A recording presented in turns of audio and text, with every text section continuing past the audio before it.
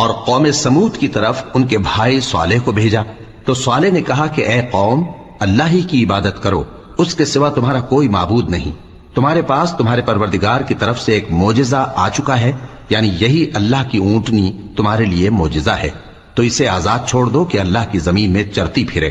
اور تم اسے بری نیت سے ہاتھ بھی نہ لگانا، ورنہ عذاب علیم تمہیں پکڑ لے گا۔ اور یاد تو کرو جب اس نے تم کو قوم عاد کے بعد سردار بنایا اور زمین پر آباد کیا کہ نرم زمین میں محل تعمیر کرتے ہو اور پہاڑوں کو تراش تراش کر گھر بناتے ہو، پس اللہ کی نعمتوں کو یاد کرو اور زمین میں فساد نہ کرتے پھرو۔ تو ان کی قوم میں سردار لوگ جو تکبر کرتے تھے، غریب لوگوں سے جو ان میں سے ایمان لے آئے تھے کہنے لگے، بھلا تم یقین کرتے ہو کہ صالح اپنے پروردگار کی طرف سے بھیجے گئے ہیں؟ انہوں نے کہا، ہاں، جو چیز وہ دے کر بھیجے گئے ہیں ہم اس پر بلا شبہ ایمان رکھتے ہیں۔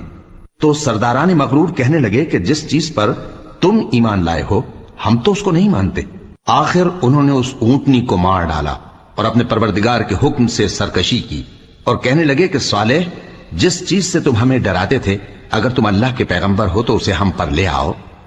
پس ان کو زلزلے نے آ پکڑا، سو وہ اپنے گھروں میں اوندھے پڑے رہ گئے۔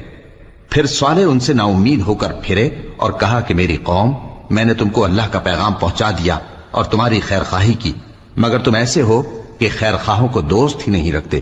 اور اسی طرح جب ہم نے لوط کو پیغمبر بنا کر بھیجا تو اس وقت انہوں نے اپنی قوم سے کہا کہ تم ایسی بے حیائی کا کام کیوں کرتے ہو کہ تم سے پہلے اہل عالم میں سے کسی نے اس طرح کا کام نہیں کیا، یعنی خواہش نفسانی پورا کرنے کے لیے عورتوں کو چھوڑ کر مردوں کے پاس آتے ہو۔ حقیقت یہ ہے کہ تم لوگ حد سے نکل جانے والے ہو۔ اور ان لوگوں سے اس کا جواب کچھ نہ بن پڑا، اور بولے تو یہ بولے کہ ان لوگوں یعنی لوط اور اس کے گھر والوں کو اپنے گاؤں سے نکال دو